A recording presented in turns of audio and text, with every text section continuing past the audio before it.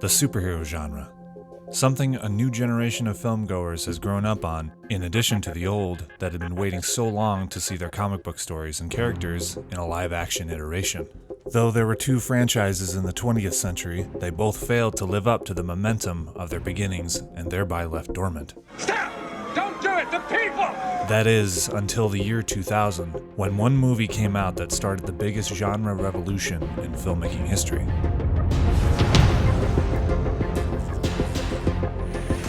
X-Men took a cast of sometimes literally colorful characters and brought them into a real-world environment. What would you prefer? Yellow spandex? Right off the bat, the opening scene takes us into one of the most traumatizing events in history, the Holocaust, and inserts a fictional narrative almost in the same vein as what Tarantino did with Inglourious Basterds and Once Upon a Time in Hollywood, altering history. The opening to X-Men shows us something that we hadn't seen. Something that would have deeper resonance and implications compared to other comic book movies that had been made in the past. I want a car. Chicks dig the car. There are numerous instances where X-Men showed off a better side of what this genre could offer, such as when Wolverine mentions how it hurts every time his adamantium claws come out, presenting an additional layer of emotion for every scene in which he battles with his blades. That he becomes numb to the pain he feels and clearly hardened any vulnerable side to his personality. Another is any scene that Ian McKellen is in, bringing a vibrato to the genre only last seen with Marlon Brando in Superman. With one word, he brings impressive subtlety and gravitas to the performance. Are you going to kill me? Yes. Or the death of Senator Kelly, that when it's taken into consideration is actually quite a horrific way to go, in which he experiences drowning while also turning into the very thing that is drowning him. Or the visual characterizations, one being a scene when Magneto is recreating Newton's cradle by moving the beads in midair, even during a conversation. This is an excellent and understated instance that shows how focused Magneto is, always exercising his abilities, especially in a sophisticated form, very in keeping with his persona.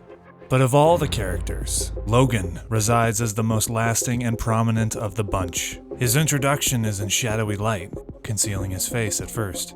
When we finally meet the Wolverine, the reveal of his claws is iconic. I remember seeing an image of this moment in my local paper's movie review and was so excited to see it just from that.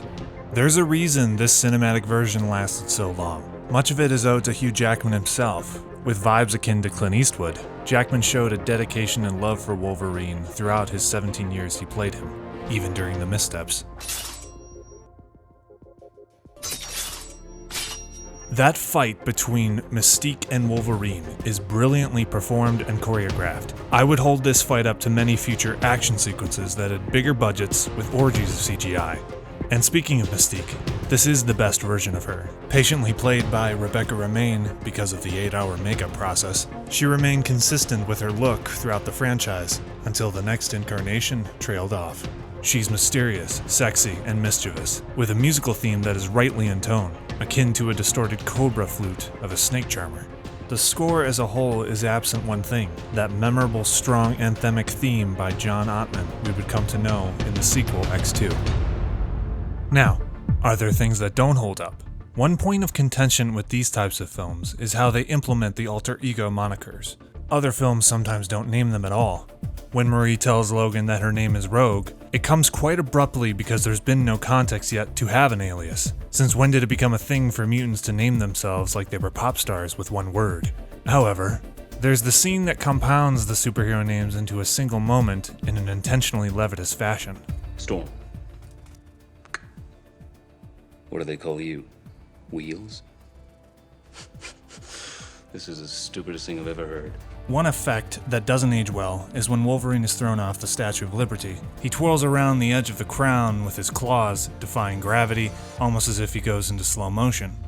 Also, it doesn't quite make sense that Rogue leaves the room after she almost kills Logan, even though she knows that he can regenerate. It still seems cold of her to just leave the room. We know she cares about him. It would be characteristic of her to make sure that he's okay. And the storm line. Do you know what happens to a toad when it's struck by lightning? The same thing that happens to everything else. I don't understand the vitriol that it gets. At least it's not this. Stay cool, bird boy. For a film that had every chance of becoming a bigger budgeted version of Corman's Fantastic Four, X-Men showed the world that you could take this seriously, while still having fun. The film paved the way so much for the future, you can even see parallels found in the climax of the first Avengers, where at the top of a very tall structure is equipped with a weaponized device, causing a giant glowing mass in the air about to take over New York City. And X-Men did it before skybeams were cool. It set a new bar for the future tone of most of the successes that would later follow. A boom of comic book movies, one after another, getting bigger and bigger, and sometimes to no avail. But this one holds up to scrutiny, one that began a 2 decades-long cinematic renaissance. If you like this video, please consider subscribing and donating so that more content can be made.